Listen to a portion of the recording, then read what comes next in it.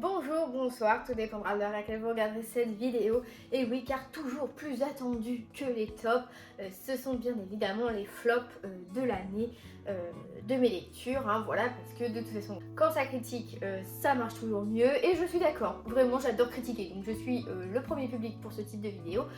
Aujourd'hui, comme pour la vidéo de mercredi pour les tops, nous avons des mentions spéciales de flop, voilà, je le dis, vous allez comprendre. Et nous avons 20 livres que j'ai sélectionnés pour les flops. J'ai retenu uniquement les livres pour lesquels vraiment j'ai eu flop, ou alors une étoile et demie, voilà. Parce que je considère qu'à partir de 2,5 sur 5, c'est la moyenne. Donc en fait 2,5, c'est qu'il y a des livres où j'ai pas aimé, mais c'était pas des supplices. J'ai pas trouvé de défauts énormes, c'est juste que peut-être souvent j'étais pas le public visé, ou que ça prenait pas la tournure que j'espérais. Donc voilà, il y a des livres que sur environ 360 revues, je ne peux pas tout aimer. Après voilà, il y a des livres qui ont que 2 ou 2,5, mais j'ai été au bout, c'était pas un supplice, c'était pas une mauvaise plume, c'était pas une mauvaise intrigue, c'est que voilà. Les goûts et les couleurs ça se discute pas. En revanche, ces vins-là, je peux vous dire que eux, ils vont en prendre pour leur grade, comme ils en ont déjà pris dans les bilans, parce que il y a des auteurs, il faudrait leur interdire d'écrire, je pense. Ou alors, il faudrait dire aux éditeurs d'être sûrs avant de publier un livre, d'engendrer de l'argent, parce que c'est pas bon tout simplement. Donc, nous avons 3 mentions spéciales pour commencer pour les flops. Ce sont des suites de séries que j'ai trouvées catastrophiques. Évidemment, dans les flops, je mettrai Twilight, suite à la relecture avec Margot, liseuse. Pour ceux qui ne sauraient pas, mais tout le monde sait. Nous avons relu Twilight 20 ans après pour voir si ça avait bien vieilli. Il s'avère que pas du tout, ça a très mal vieilli. Il y a une vidéo sur ma relecture des tomes 1 et 2 que je vous mettrai en petit. La partie 2 sur les tomes 3 et 4 qui est pire arrive au moment où je tourne la semaine prochaine, je crois. Donc voilà, je mets dans les flops parce que ça a très mal vieilli. C'est énormément problématique sur plusieurs points. Voilà, malheureusement ça n'a pas été la relecture plaisir à laquelle on s'attendait. Autant le tome 1 était un peu Madeleine de Proust, un peu nostalgique et tout, autant après ça n'a fait que aller de mal en pis, c'était vraiment pas fou. Ensuite, ce qui m'a pas plus convaincu que ça, c'est bien évidemment le tome 6 des Dieux du Campus. Voilà, j'ai trouvé que c'était ni fait ni à faire, ça n'avait aucun sens. Le mec se tape toutes les nanas du campus pour au final, paf, en un claquement de doigts, devenir gay parce que bah pourquoi pas. PTDR, c'était nul. La Daddy Macaron, mais pitié.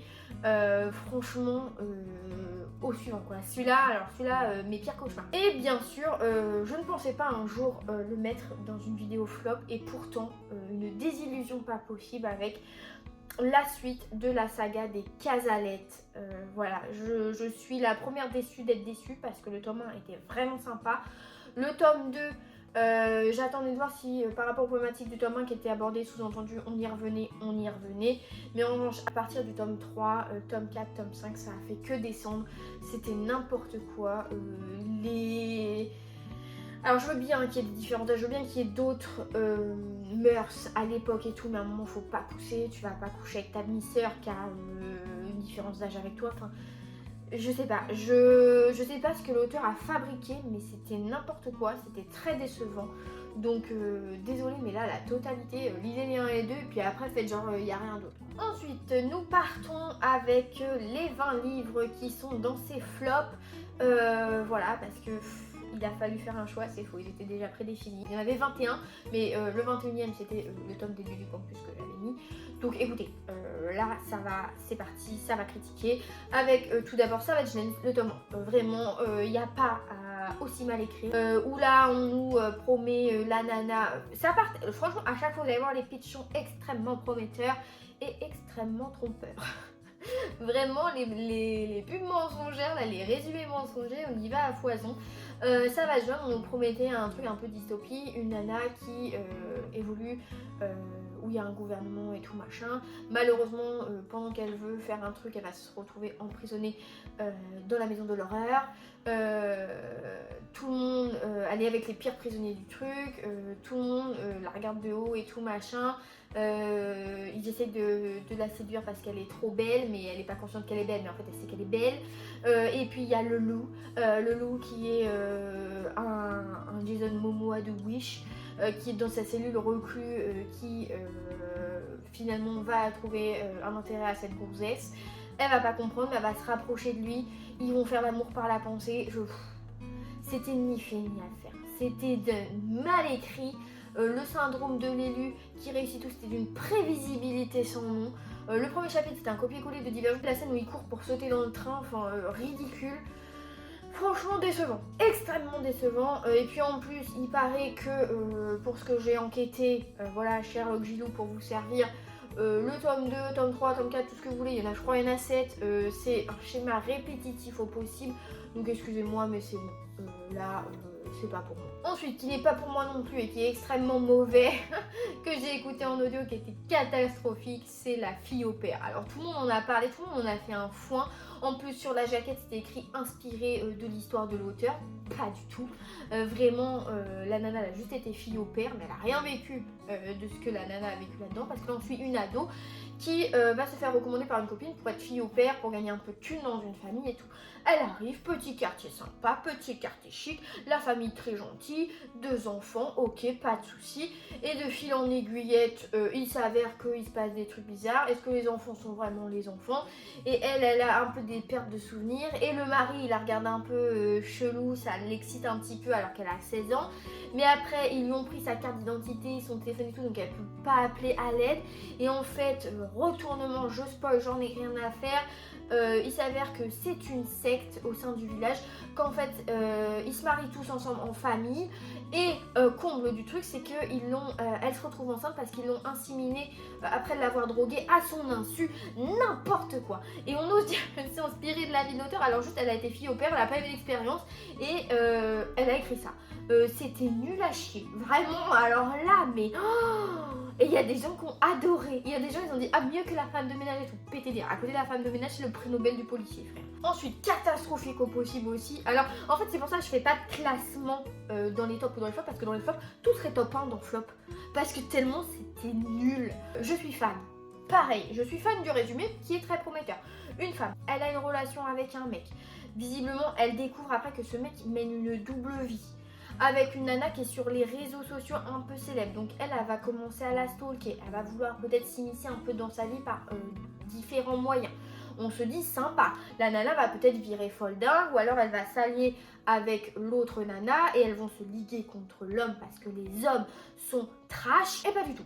Pas du tout, elle ne fait que se lamenter, le mec il la baise plus depuis 3 ans, elle veut que baiser, elle pense que chat, vraiment c'est d'une vulgarité sans nom pour rien du tout. Ça présente les personnes de couleur parce que notre protagoniste est noir, ça présente les personnes de couleur comme des boubous qui font des séances de voyeurisme avec des voyantes sur WhatsApp. Parce que les noirs croient beaucoup à la voyance et aux astres et tout. Et en fait, on apprend que le mec, il sort avec elle, mais il a une femme et il a une maîtresse. Et en fait, il en a 12 des maîtresses. Et il a beau lui dire, tu m'excites plus, machin, elle attend que qu'il couche avec. Et en fait, on se dit, à un moment, elle va avoir un déclic. Elle a jamais de déclic, le livre, il se finit. Elle est toujours en mode, ah, j'espère quand même que je vais le reconquérir. J'espère qu'il va quand même revouloir de moi. Mais t'es pathétique, madame. T'es minable. Ah, c'était nul. Et je déteste les gens. Je pense, je la croise en vrai, je lui mets une peine. Vraiment, c'est fou d'écrire des personnages comme ça. Et en plus, le pire, c'est que l'auteur, et elle aussi, a des origines. Donc, je vois pas pourquoi tu rends une personnage principale de couleur pathétique comme ça. Genre tu ne fais pas de bien à ta communauté et aux causes que maintenant tu veux rien défendre parce que ton livre il apporte rien, il est mauvais tant dans la plume que dans l'histoire, c'est terrible. Oh, je vais être exécrable dans cette vidéo, ça va être un condensé de critiques. Bon, celui-ci, je vais mesurer mes propos parce que c'est plus, il m'a pas plu parce qu'il était extrêmement prévisible et la personnage principale était conne, donc ça m'a saoulée. C'est la femme de chambre. Vraiment, à un moment donné, les femmes de ménage, les femmes de chambre, les filles au père, les tout ce que vous voulez, il n'y a pas à forcer autant. Là, la femme de chambre, au début, sympa, parce que la nana, elle travaille dans un grand hôtel et tout, sauf qu'à un moment, le lendemain, elle arrive pour nettoyer une chambre, il y a un cadavre dans la chambre, donc là, merde, qu'est-ce qui s'est passé, donc elle va le dire et tout, machin, sauf qu'elle est très vite suspectée, et elle ose rien dire. Elle se défend pas, elle chouine. Elle se rapproche d'un mec, mais est-ce qu'il est bien, est-ce qu'il est pas bien, il va l'aider, mais en fait il l'aide pas, et en fait il l'enfonce, et elle voit rien, et en plus elle veut que parler à sa mamie, mais sa mamie elle est morte depuis des années, elle est stupide, je pense qu'elle a, je sais pas si elle a un retard mental, s'il y a quelque chose, c'est pas dit clairement, donc si c'est ça je suis désolée, mais si c'est pas ça et qu'elle est juste conne, bah elle est conne. Vraiment à un moment donné, puis elle trouve des excuses à tout le monde, genre ah non mais en fait il voulait pas me mettre en porte-à-faux, c'est juste qu'il savait pas comment faire. Non, le mec il a voulu te mettre dans la sauce, il t'a mis dans la sauce, il t'a noyé dedans à un moment donné. Oh ma zette, j'ai rien dit, je suis pas du tout mesurée dans mes propos, mais je m'en fous. Pareil, j'ai écouté en audio comme la fille au père. Les pauvres gens qui sont... Heureusement ils sont payés pour les lire ces trucs là parce que... Je sais pas, c'est quand ils disent à un moment ils disent putain c'est aberrant ce que je lis et ils continuent, je sais pas. Mais non, ça c'était un peu nul, je lirai pas la suite. À un moment donné c'est bon, elle finit sa vie avec Carlos, super. Mais elle est bête au possible. En plus c'est pas un peu cosy, mystery où elle va enquêter elle-même, non non, elle est juste bouffonne, elle sait pas. Vous êtes accusé de ça, ah bon bah je comprends pas. Et puis après, ah peut-être j'ai oublié de dire ça et tout, bah pourquoi vous dissimulez? Ah bah parce que la dame elle me paraissait gentille, ta gueule. C'est toi ou c'est pas toi? C'est pas toi, dis-le, dénonce les gens, on s'en fout. Eux ils hésitent pas à te mettre dans la merde. Et bah avance-toi. Ensuite, les indignes de je sais plus qui, Agustina, Basilica, je sais plus qui, je sais plus quoi là. Y a pas à donner le milieu d'un livre et pas le début, pas la fin. C'est dommage, c'est bête. Surtout que ça fait 100 pages et c'est vendu, allez peut-être 120, moins de 200 en tout cas, et c'est vendu 22 balles. À un moment donné, il faut pas se foutre de la gueule du monde. Le prix unique du livre, je veux bien, mais à un moment donné, stop. Là, on te dit prometteur, pareil, parce qu'on est dans une société, il y a eu la fin du monde, maintenant il y a une sororité, il y a des sœurs, il y a une hiérarchie, et notre personnage principal, elle veut gagner en grade, monter en grade pour devenir une illuminée qui est une sœur un peu plus près de la doyenne.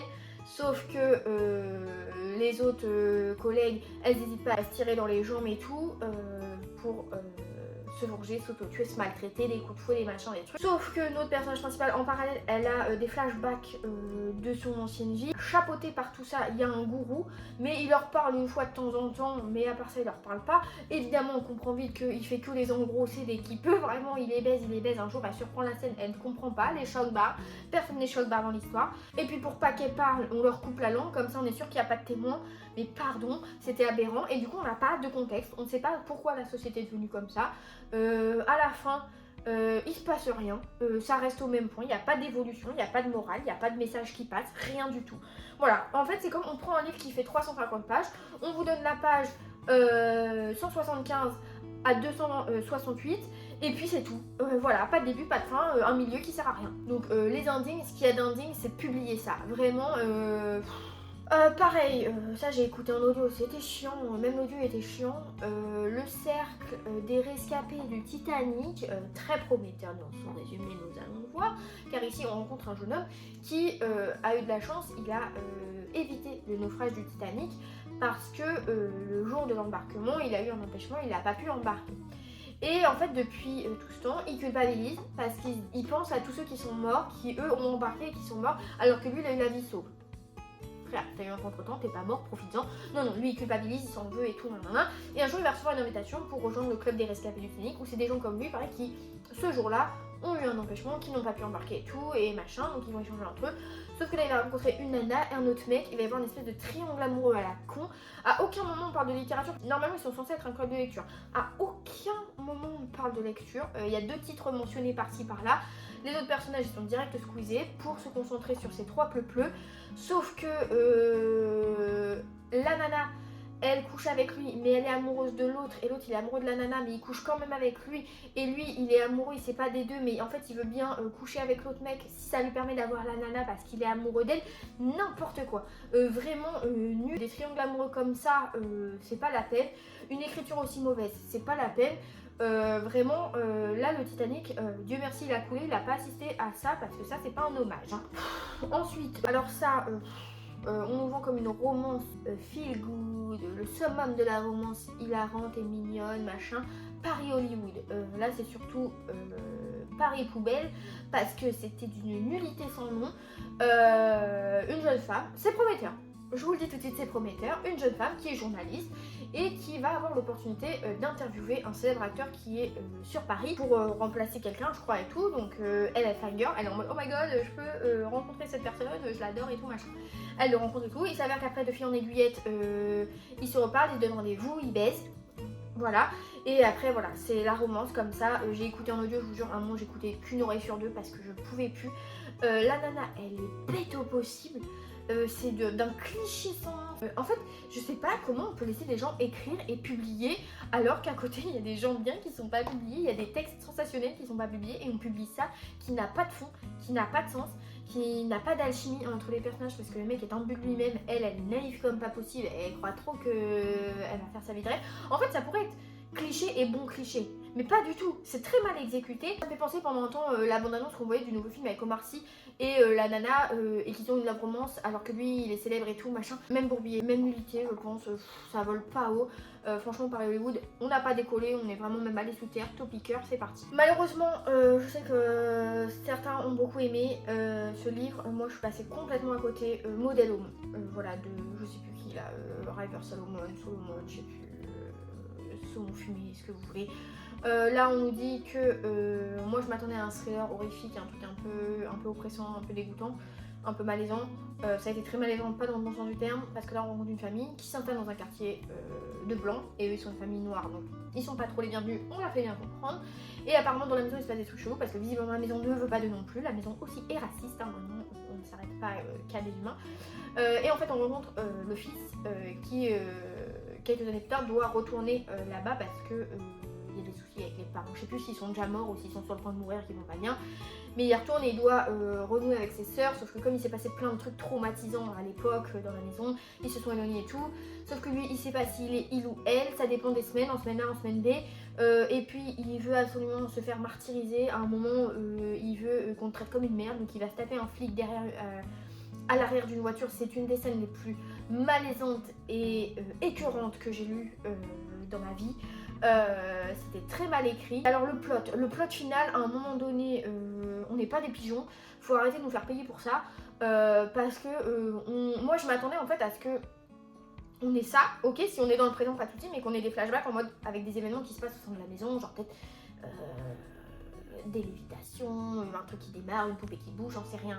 Et puis pareil, avoir une hostilité à l'égard de la famille noire, des blancs qui viennent un peu les insulter ou qui leur crachent juste, enfin je sais pas, vraiment qu'on soit à l'apogée du racisme et qu'à la fin on ait une vengeance, une morale, on ait quelque chose, que ça nous amène à quelque chose. Ça n'aboutit à rien parce que la finalité c'était un prank, voilà, vraiment. Greg Guillotin était à l'origine de ce livre, je pense. Donc pas convaincant du tout, franchement, tant dans la plume que dans l'intrigue, j'ai pas du tout eu ce que j'attendais et ce que j'espérais. Alors ces deux-là, on en a parlé il y a pas longtemps. Après, si vous voulez plus de critiques avec plus de détails et plus d'arguments de haine, n'hésitez pas à aller dans mes bilans.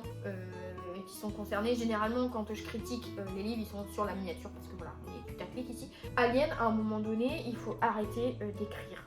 Ou alors il faut pas commencer. Je sais pas. Mais là, pareil, prometteur. Vraiment, je vais le dire à chaque fois, prometteur. Vraiment, cette vidéo, c'est des résumés prometteurs, mais menteurs. Voilà, je pense que ce sera le titre de la vidéo. Alien, on rencontre Fauvel, qui est une jeune femme qui a perdu un œil suite à un tir de LBD. Et ça n'a pas de rapport. Vraiment, dans l'histoire, ça n'a aucun rapport. C'est juste la première fois du résumé, donc je vous l'ai dit. Et elle est conseillée par une amie à elle pour garder le chien du père de l'amie en question dans sa maison pendant qu'il est en voyage. Pas de souci. La particularité, ce qui était intéressant dans le résumé, c'est que ce chien est un clone d'un précédent chien. Donc, qui a été fait aux États-Unis, qui a été exporté, rameuté, ramené et tout. Et sauf qu'à partir d'un moment, il va y avoir des meurtres dans le périmètre. Et ce qui est bizarre, c'est que la nuit, le chien s'enfuit et quand il revient, il est bariolé de sang et tout. Donc Fauvel est un peu en mode bah merde, est-ce que c'est le chien, genre elle fait exprès un clone, est-ce que c'est chaud et tout. Bref. Voilà, et puis après on lit le livre, et puis ça n'a aucun rapport, c'est juste une nana qui se plaint, pareil, elle sait pas si elle est il, elle, nous, vous, voilà, juste ça, une chose qu'elle sait, c'est que quand elle se met dedans le cul, ça la détend. Voilà, vraiment à un moment donné, moi de la vulgarité pour de la vulgarité, ça m'intéresse pas. C'est comme quand des fois on a des bouquins ou des policiers avec de la violence pour avoir de la violence et du sang pour avoir du sang, je trouve ça pas pertinent du tout. Et bah là voilà, c'est ça. Juste elle fait que geindre, elle fait des orgies, Sa meilleure amie, elle fait des orgies sous son nez. Et puis après, elle vient de lui raconter les détails. Mais elle aussi, elle a couché avec l'autre mec, donc c'est trop bizarre. Et puis le chien qui est clone, en fait, ils ont un lien entre eux. Elle se dit, est-ce qu'il n'est pas envoyé par Dieu? J'en sais rien, c'était n'importe quoi. C'était misogyne. En fait, c'est ça qui me gêne, c'est que des fois, il y a des trucs qui sont écrits. Et je me dis, mais à quel point tu n'aimes pas l'humain pour écrire ça? Genre, moi, j'aime pas les humains, mais j'écrirais pas ça. Enfin, je sais pas, genre, tu sais, là, tu rends tes personnages pathétiques et minables. Je vois pas l'intérêt, il n'y a pas de fond à l'histoire, en fait. Aucun intérêt. Passez votre chemin.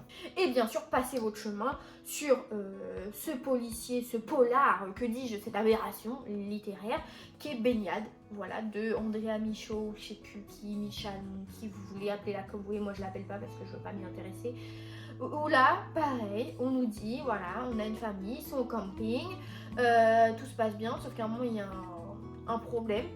Ils vont être un peu secoués, un petit peu repris à l'ordre par le propriétaire, et donc ils vont dire bah on se casse, sauf qu'ils vont être rattrapés, et là il va se passer une scène cauchemardesque dans la forêt, les vacances au camping dégénèrent. Ok, si vous voulez, donc je vous explique, je vous contextualise parce que c'est dès le premier chapitre, et comme vous n'allez pas lire ce livre parce que vous tenez à votre santé mentale, je vais vous raconter et vous spoiler. Là en fait au début c'est que la gamine du couple se baigne toute nue, et le propriétaire vient leur dire bah écoutez c'est gênant, vous êtes dans un lieu public, mettez un maillot de bain à votre enfant, merci s'il vous plaît merci. La mère est outrée, le père aussi, ils comprennent pas pourquoi on vient leur dire ça alors que c'est une enfant, qu'est-ce que ça va faire et tout machin. Frère, ta gamine elle a 5 ans, elle n'a pas à être toute nue en fait. Déjà un enfant n'a pas à être tout nu dans l'eau, que ce soit un bébé, un enfant, un ado, voilà. Surtout quand tu es dans un camping, donc tu es dans une piscine publique. Non, eux ils sont outrés, donc ils disent ah non c'est bon, c'est comme ça, on s'en va. Ils font quand même un repas avec un des voisins de la tente d'à côté, sauf qu'il a la fille sur ses genoux, le père lui dit t'es un pédophile, touche pas ma fille. Ils partent avec la caravane, sauf qu'à un moment ils tombent en panne. Le père s'en va, sauf que le propriétaire qui est devenu fou entre deux va le tuer. Il va séquestrer la gamine et la mère. Après ils vont être sauvés par un autre mec. Ensuite on a une ellipse parce que la partie 1 se termine. On a une ellipse où on retrouve la dame dans sa famille après les procès et tout machin, avec son nouveau compagnon qui est une personne qui était aussi au camping qui les a sauvés, mais voilà il avait été manipulé, enfin bref. La mère est exécrable parce qu'elle dit il doit pas bien te baiser donc pourquoi tu restes avec lui et machin. C'est n'importe quoi, et ils sont en mode ils font pas le rapprochement, enfin bref, c'était n'importe quoi. Vraiment il n'y a pas à écrire des livres comme ça, il n'y a pas à perdre son temps, genre trouver un vrai métier au lieu d'être auteur, parce que là non, c'est pas possible. C'était mal écrit, l'intrigue était pas bonne, quand ça commence un peu à se passer des choses, on est tout de suite coupé de l'action, on n'a pas le temps de s'attacher aux personnages parce que l'auteur fait en sorte de les rendre complètement détestables ou alors de les rendre lisses comme pas possible et ils sont pas intéressants. C'est vraiment dommage parce que en fait, ce qui est très frustrant, c'est que dans les flops, c'est quand tu as un résumé prometteur, donc tu t'attends à un potentiel exploité et que là tu as une désillusion parce que c'est mal fait, parce que même toi t'aurais fait mieux, voilà, alors que t'es pas auteur. Ensuite, alors pareil, faire les sucres. Là on nous promet un truc, moi je me dis faire les sucres, on va être dans une érablière au Canada et tout machin. En fait, il y a eu un mec, il a failli mourir en faisant du surf, et en plus une jeune femme qui s'est pris le surf et donc du coup elle a eu des séquelles, enfin elle est handicapée machin, et donc on se dit que il va essayer de la retrouver, ils vont essayer de se comprendre, d'avancer ensemble, de faire un travail de reconstruction et tout machin, sauf que lui il fait que chouiner parce qu'il a failli mourir, vous comprenez, pauvre homme, et personne prend soin de lui, vraiment ménard chouineur en fait. Ça n'avait aucun sens. La nana on la revoit jamais, on la voit au premier chapitre. Le prologue est très prometteur, mais alors le livre après n'a aucun sens, à part un couple, la nana elle essaye d'aider son mec mais lui il veut pas être aidé en fait, il veut juste chouiner sur son sort, bah chouine mais chouine seul et pas à 7,90 quoi, même ça trouve que c'était plus cher, c'était nul. Ensuite les bons sentiments, ah bah ce qu'il y avait de bon dans ce livre, rien du tout, même pas les sentiments je vous le dis. On est au sein d'une association, donc un établissement, ça va être le soir de je sais plus quel événement, sauf qu'il y a un mec qui va péter un câble, il va prendre tout le monde en otage. En parallèle on a le point de vue de la commandante qui est dehors qui va essayer d'être la négociatrice pour que les otages soient relâchés. Sauf que ça ne vient pas. Le pourquoi du comment, il a fait une prise d'otage, c'est juste qu'il est pas content. Voilà, monsieur a eu des désagréments dans sa petite vie, il s'est pas levé du bon pied, donc il a dit je vais faire une prise d'otage pour montrer que je suis pas content. Voilà, c'est court, c'est inefficace, c'est pas intéressant, ça sert à rien. Qui ne sert à rien non plus, alors que là pour le coup j'en attendais beaucoup, c'est la pulpe et le jus. Voilà, aucun rapport entre la couverture, le nom, le résumé, je vous le dis d'avance. Ici, on rencontre une jeune femme qui est hypocondriaque et qui tombe sur une émission de télé-réalité qui s'appelle Les Nouveaux Guérisseurs. Et la particularité, c'est que des gens viennent chez des gens qui ont des pathologies, des phobies et tout, et ils vont essayer de leur montrer qu'ils peuvent surmonter ces phobies, et etc. Donc, sympa. Surtout qu'en plus, elle, dans la saison qu'elle regarde, c'était un monsieur qui était agoraphobe qui va réussir à passer au-dessus. Et elle, un jour, il va y avoir des événements, elle va dire oh, mais en fait, ça se trouve, je suis en train de vivre l'émission et je suis pas au courant, ça se trouve, je suis en caméra cachée et tout. Pas du tout, pas du tout. Vraiment, elle se montre le bourrichon. Elle se trouve des cancers à chaque petite piqûre de moustique qu'elle a. Et en fait, tout ce qu'elle veut, c'est avoir une vraie maladie pour en dire aux gens ah, vous voyez, je vous l'avais dit que j'avais quelque chose. Pathétique, aucun sens, mal écrit, pas exploité. Au final, il s'avère que l'émission c'est un prank, c'est juste pour faire croire qu'on vous guérit, mais en fait on vous guérit pas. On prend des acteurs qui font croire qu'ils ont une pathologie, mais en fait ils en ont pas, ni fait ni à faire. Pareil, au fond des années passées, c'est un flop parce que en fait j'aimais bien Résumé parce qu'on rencontrait un homme qui découvre qu'il a une maladie, donc il va être condamné. Sa femme ne peut pas le supporter, donc elle décide de le quitter. Soit, pourquoi pas, ça arrive, donc ça d'accord. Et un jour dans un parc, il va rencontrer, il a Parkinson, c'est ça. Et en fait dans un parc, il va retomber sur une femme qui s'avère être son amour de jeunesse. Et ils vont renouer une relation. Et le résumé nous dit que il va être pris dans le fil, dans le fleuve, le cours de la vie de cette femme, qui visiblement a l'air un peu harcelée, peut-être violentée par son mari, son ex-mari, on sait pas trop. Pas du tout, parce qu'en fait déjà la plupart du livre c'est son enfance, sa jeunesse à lui où il était amoureux d'elle mais il n'osait pas lui dire, donc elle a se tapé d'autres mecs dont son meilleur ami, et puis après elle part avec ce mec, donc lui il est un peu penaud parce qu'il était prêt à lui dire mais bon il a pas eu le temps parce qu'il s'est pas bougé le cul. Et donc quand il la retrouve, moi je m'attendais à ce qu'on ait des thématiques un peu sociales, un peu importantes, comme les violences conjugales. Pas du tout, juste le mec, il vient toquer à la porte de la nana en mode bah tu me manques, je veux me faire pardonner, nana. Il est à aucun moment mentionne des violences ou quoi, juste il se passe rien, ils couchent pas ensemble, juste ils mangent ensemble, ils font des repas. Et puis il dit ah je suis contente d'avoir trouvé, ah bah super, il faut rien, même adulte il est pas capable de se bouger. Je pense qu'il faut que j'arrête avec les auteurs nordiques parce que ou alors c'est qu'ils savent pas écrire, j'en sais rien, mais autant les auteurs nordiques en polar ils se débrouillent vraiment très bien, autant là en contemporain non merci. Ensuite non merci aussi pour les aventures de Will Darling le tome 1, pareil, alors là je ne saurais même pas vous le résumer, je crois qu'on est après la Grande Guerre, on rencontre un mec qui a eu des séquelles, qui est de retour. Il a hérité de son oncle de plein de livres et en fait un jour on vient toquer, on lui demande un livre, il dit qu'il l'a pas. Les gens lui disent que s'il l'a c'est obligé, lui dit que non mais qu'il va chercher, qu'il les recontacte, mais eux ils veulent être contactés tout de suite parce qu'ils veulent le livre maintenant. Et il y a un mec qui va surgir en mode il a entendu, il va l'aider et tout machin. Il s'avère qu'en fait c'est un gros menteur manipulateur, mais ça il le découvre qu'après avoir fait que coucher avec lui pendant les 3/4 du livre, parce qu'à partir du moment où il se saute dessus, il n'arrête plus, sachant qu'on est dans un contexte historique où l'homosexualité est mal vue, donc l'autre il est en mode ah bah pourtant t'étais bien content de te faire sucer, et puis après t'es aux mains d'une femme, oh pitié, et des minables comme ça c'est bon en fait, homosexuel pas homosexuel, il n'y a pas chouiné autant en fait, genre juste faut communiquer à un moment donné. Donc pareil, au début du livre, dans les trigger warnings, on nous parle de virus, de propagation en mode Covid et tout. À aucun moment il est mention de ça. Pareil, ça s'appelle le cercle du zodiaque. Il y a un espèce de guet-apens de mythe autour du zodiaque. Il y a des grands méchants qui sont le signe du bélier, de je sais plus qui, je sais plus quoi. Aucun sens. Vraiment, je sais pas ce que l'auteur a fabriqué, mais faut arrêter. Ensuite, j'ai mis le refuge des femmes perdues. Parce que là, on nous vend un truc un peu sympa, un peu féministe, un peu girl power.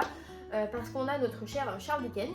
Donc voilà, on connaît, qui avec une femme aristocrate tiennent une maison où voilà, s'il y a des jeunes femmes qui sont jetées de chez leurs parents ou qui sont tombées enceintes malheureusement ou quoi, enfin qui sont un petit peu dans une mauvaise posture au niveau de la société, sont recueillis et ils les réintègrent, enfin ils les apprennent à revivre en communauté, ils leur donnent des tâches, etc.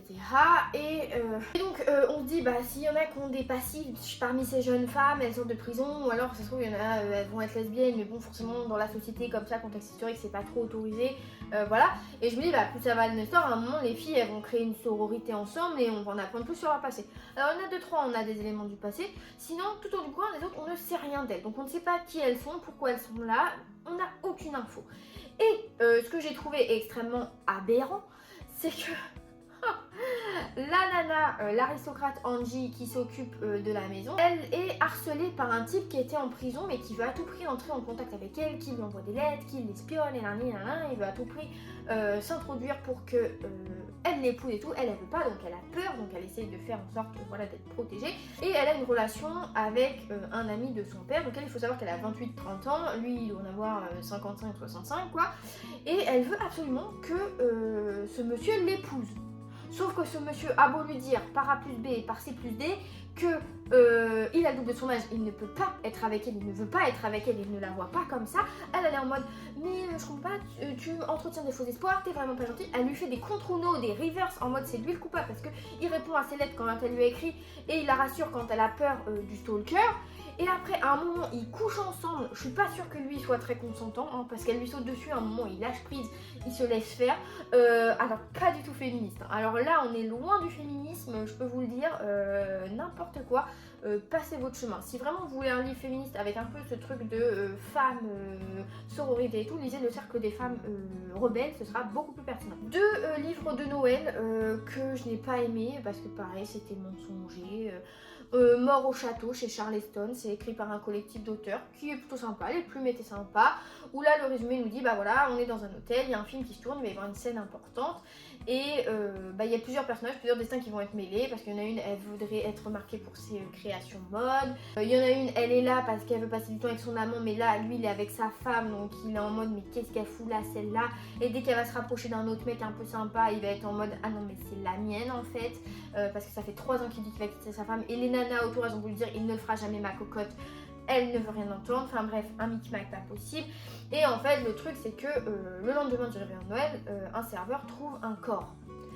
Donc moi je me dis bah ça c'est le prologue, donc en fait on va remonter un peu le fil jusqu'au réveillon et puis après la deuxième partie du livre ça va être l'enquête, savoir qui est mort, pour qui, pour qu'est-ce, vu qu'on a plein de personnages, peut-être le coupable est l'un d'eux et tout.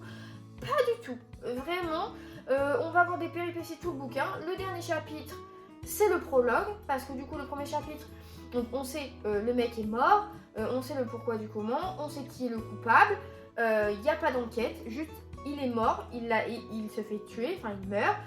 Et la fin du livre, c'est le serveur qui le trouve, voilà, comme dans le prologue, comme dans le résumé, mais il n'y a pas d'enquête, il n'y a rien du tout, c'est creux, c'est dommage parce que les personnages étaient assez sympas, franchement si ça avait été divisé en deux, qu'il y avait une première partie avant Réveillon et une partie après, mais sinon il n'y a rien du tout, vraiment, pas très esprit de Noël du tout, parce qu'au final le Réveillon est dans le dernier chapitre et puis après... il n'y a pas d'esprit de Noël quoi. Et ensuite, Noël avec mon pire ennemi, une romance de chez Addictive, qui est pareil très prometteuse parce que on nous dit qu'une nana qui, je crois les journalistes, qui s'occupe d'une dame, enfin qui a une relation amicale avec une dame âgée, qui a envie de lui faire un cadeau pour Noël et dans la boutique elle repère une boîte à bijoux, sauf que quand elle retourne pour rentrer et l'acheter, la boîte à bijoux est dans les mains d'un homme. Donc elle va dire bah écoutez, voilà je suis désolée, j'ai repéré cette boîte à bijoux il y a quelques jours, je voudrais l'acheter pour une personne âgée à qui je tiens et tout machin. Le mec direct lui dit bah fallait arriver plus tôt, voilà c'est bon, je la donnerai pas, vous n'allez pas me faire pitié avec votre grand-mère.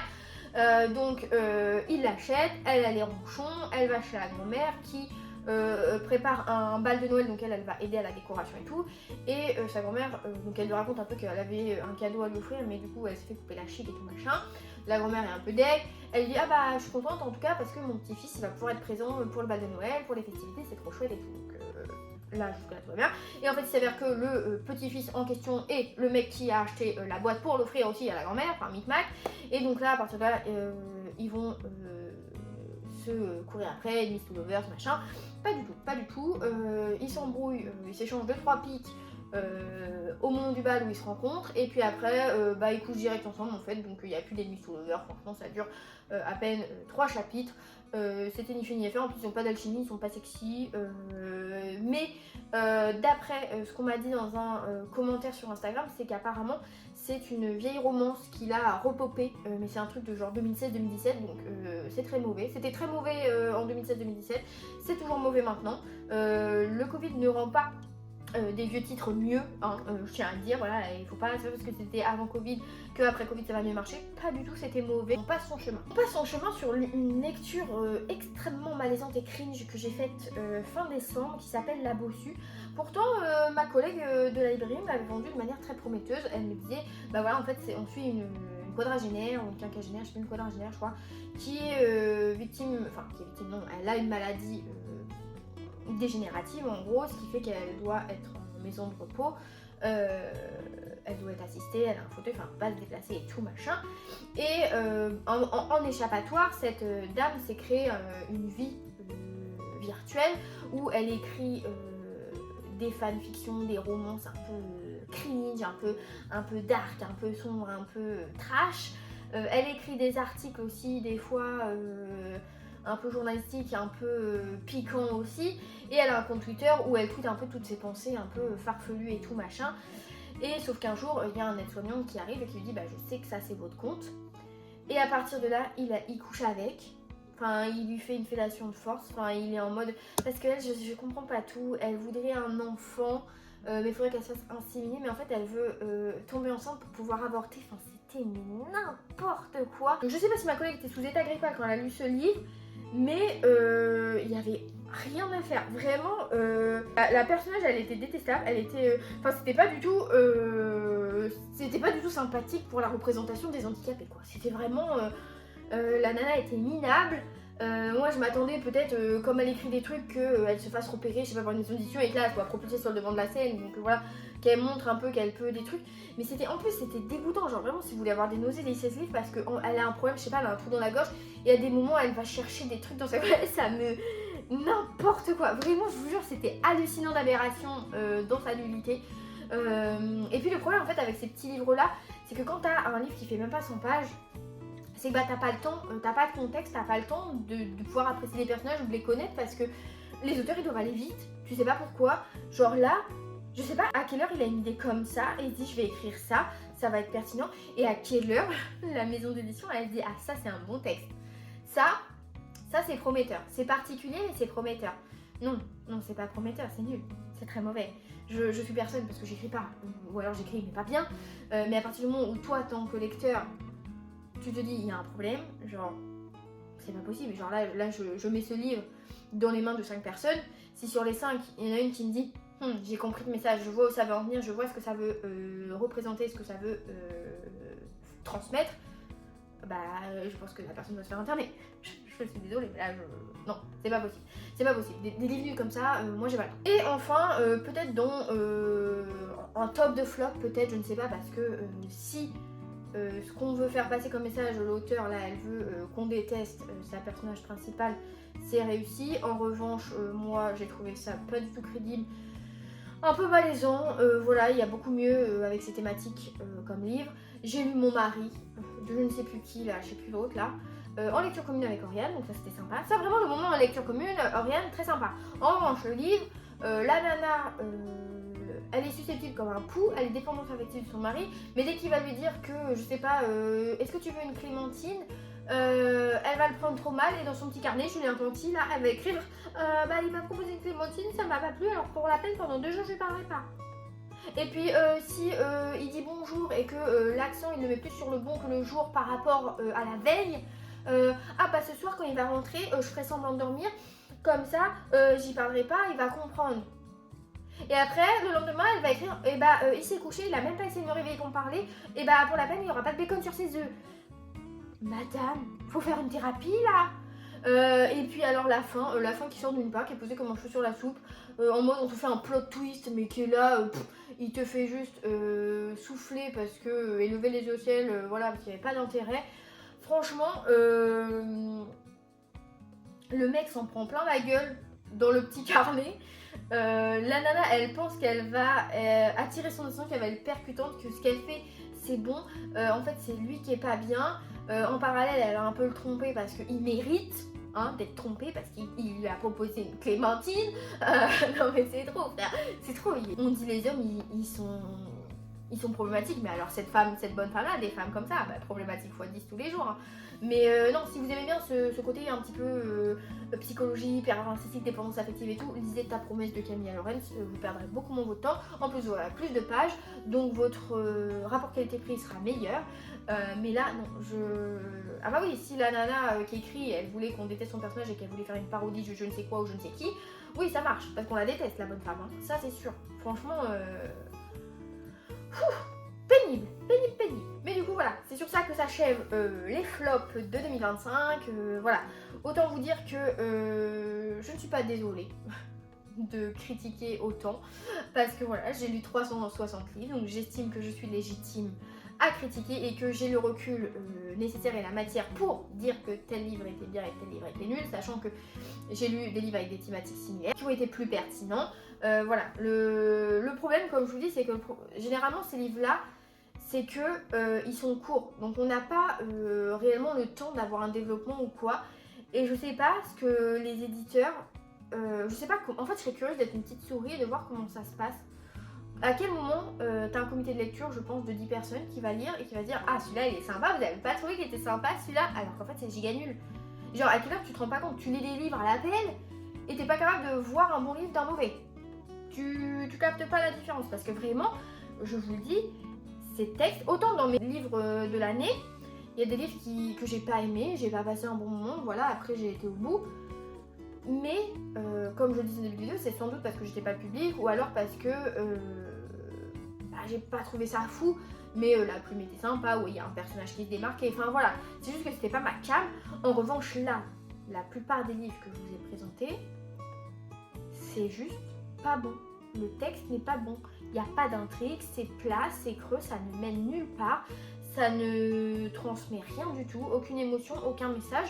En fait, je me dis à quelle heure les auteurs ont ces idées? Est-ce que c'est parce qu'ils ont un nom? Est-ce que c'est parce qu'ils ont publié d'autres trucs qui ont super bien marché, donc on dit il faut publier tout ce qui sort? Je sais pas, mais je sais pas comment sont fait des choix parce que la plupart des livres, je pense quand même qu'il y a des choses qui sont traduites. Je me dis attends, on paye des droits pour obtenir ce livre et pouvoir le traduire et le publier. Pardon, bah tu m'étonnes que la France elle est endettée parce qu'avec des trucs comme ça. Donc voilà, donc je suis pas désolée vraiment. Si certains de ces livres sont dans vos piles à lire ou dans vos wishlists, vous pouvez les retirer. Vraiment, j'ai fait le taf pour vous. Pas de soucis, ça m'a pas dérangé. Vraiment, ici on est une communauté, on échange entre nous. Je vous épargne du temps parce que peut-être que vous avez un petit rythme de lecture donc vous voulez vraiment que des lectures pertinentes. Et bah ce ne seront pas celles-ci. Voilà, vraiment, je vous le dis. Après, si vous aimez souffrir ou si vous voulez faire un concept, je lis des livres nuls, et bah je vous invite à reprendre les titres présents ici. Je vais maintenant vous souhaiter de belles lectures. Bien sûr, n'hésitez pas dans les commentaires à me dire si certains de ces flops sont des tops pour vous, comme dans ma vidéo précédente, ou quels sont vos flops. Parce que je serais curieuse de voir, ça se trouve il y a des flops à vous, c'est des tops à moi, on ne sait pas. Mais vraiment, je suis voilà, ouverte au débat, aux arguments, comme on dit ici, on critique, mais c'est toujours avec humour. Quand il y a du positif dans du négatif, j'arrive à le trouver. Là vraiment, ces lectures m'ont fait lever les yeux au ciel, c'était aberrant. Heureusement, la plupart je les ai pas payées, je les ai pas achetées, Dieu merci, parce que là, ça aurait été jeter de l'argent par les fenêtres et Dieu sait que j'adore l'argent et que j'y tiens. Donc voilà, vraiment, si vous n'avez pas de second degré, je vous invite à faire une licence en humour parce que je vais pas pouvoir vous aider. Si vous m'avez pas cerné depuis le temps, sachez qu'en plus là on n'est pas au bout de nos peines niveau critique parce que la semaine prochaine sort la partie 2 en vidéo de la relecture de Toy, donc sur les tomes 3 et 4. Si on pensait ne pas pouvoir lire pire, et je vous avoue que si. Déjà la première partie était assez croustillante, mais alors la deuxième partie, franchement là si c'est une série que vous adorez, vous allez me détester, hein, parce que là je démystifie, je casse les choses parce que je lis entre les lignes et je peux vous dire que c'est pas joli ce qu'on nous propose, hein, ce que Stéphanie nous a écrit en 2025, je pense que ça ne passerait pas trop, hein. Voilà, j'espère que vous serez au rendez-vous pour rire à nouveau et je vous dis à la prochaine, salut.